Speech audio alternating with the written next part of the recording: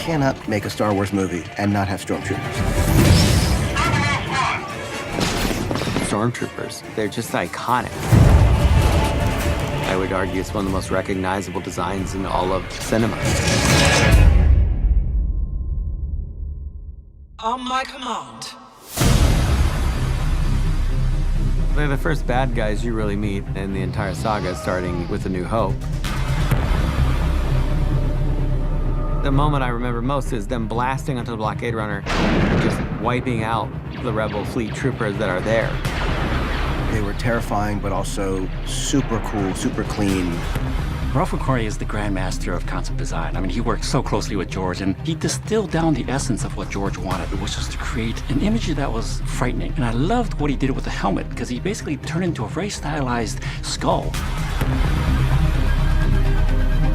They look like skeletons. They look like death.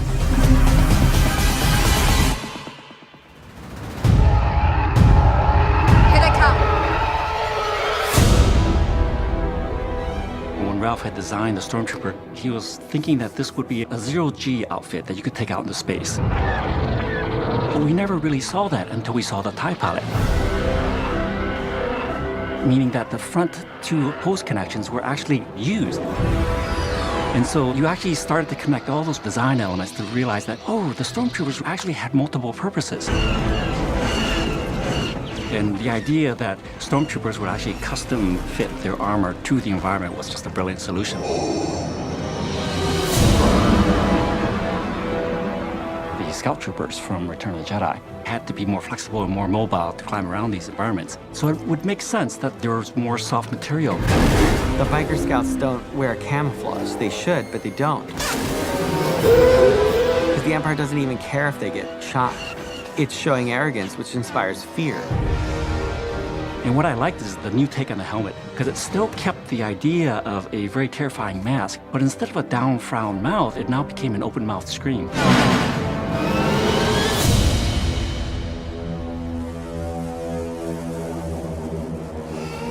Rogue One was unique in the sense that it was going to interpret the imagery of the original trilogy.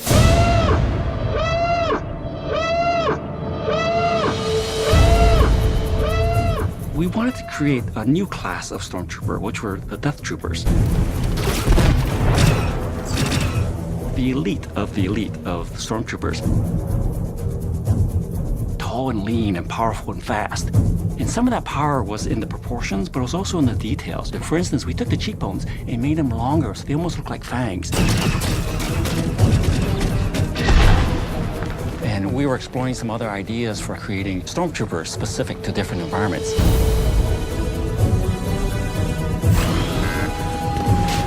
When we were approaching the Shore Trooper, we thought, how about if we create a very specific Stormtrooper that fit on Scarif? Troopers! And at the end, the final design of the Shore Trooper is a blend. There's a little bit of Scout Trooper. There's a little bit of classic Stormtrooper in there.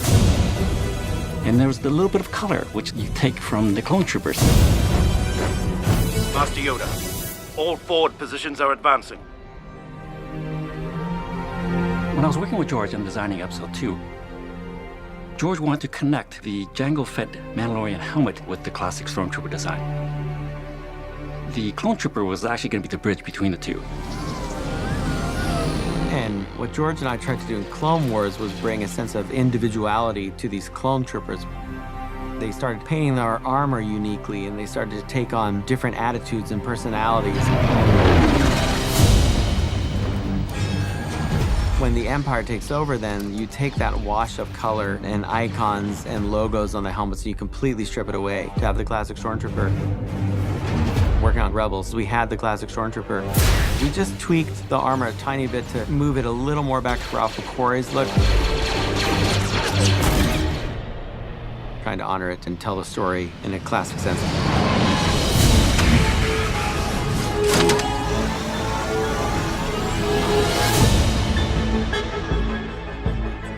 The design for the First Order Stormtrooper was an interesting challenge.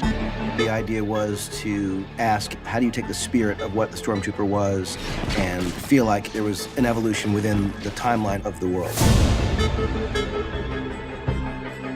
And if you think about it, the clone troopers were, let's say, in our timeline, 1920s and 1930s design. The classic troopers were probably 1970s. And so the First Order then perhaps could be contemporary. First Order troopers have new upgraded materials. Aesthetically, we also went a little bit more streamlined. FN 2187. Submit your blaster for inspection. Yes, Captain.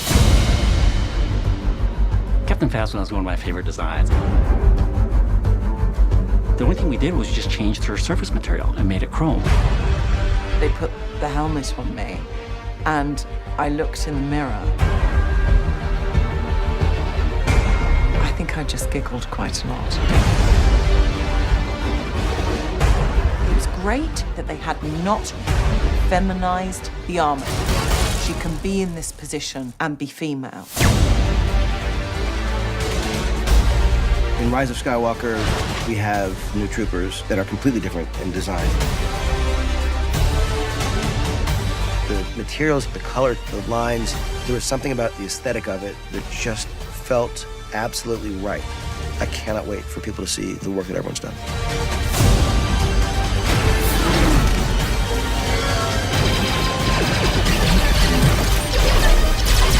Hey, stop right there.